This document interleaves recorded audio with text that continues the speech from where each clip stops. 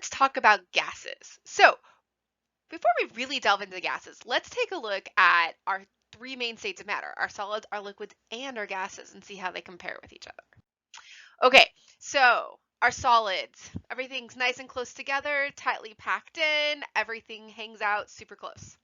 Liquids, still packed in, but not as close, and everything's kind of swirling around each other. Gases now. Gases are far apart. They are going to fill the available space. They're as far apart from each other as they possibly can be. Okay?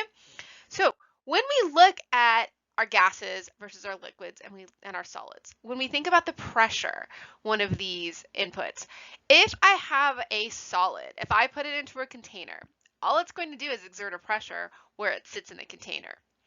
If I have a liquid, it's going to exert a pressure on the sides of the container and the bottom of the container. But a gas is going to expand to fill its container, and it's going to exert pressure on all sides of the container. Okay?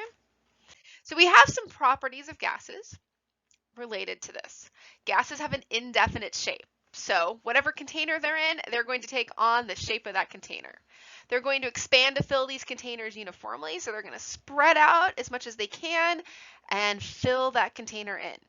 Because there's so much space between gas particles, they're compressible. So if I have a lot of space between things, I can squish those things closer together. So gases are compressible because of all that space. Our gases have low densities. So if you look here, iron is a solid, water is a liquid, and then air is a gas. And so when you look at this, well, air has this density of 0.0013 grams per mil, whereas water and iron, 1 gram per mil, 7.9 grams per mil. So usually we actually express the density of a gas in grams per liter instead of grams per milliliter.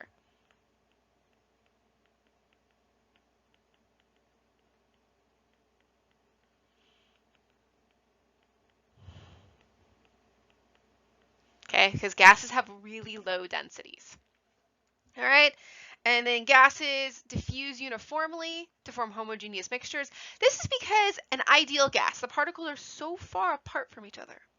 They don't care as much what's nearby them, and so the intermolecular forces acting on different gas particles is really low compared to intermolecular forces in a liquid or a solid, to the point where, if I have things that are this far apart, they're not really interacting with each other. And so they'll diffuse uniformly. Okay? And then gases exert a pressure. All right? So these are some properties of our gases.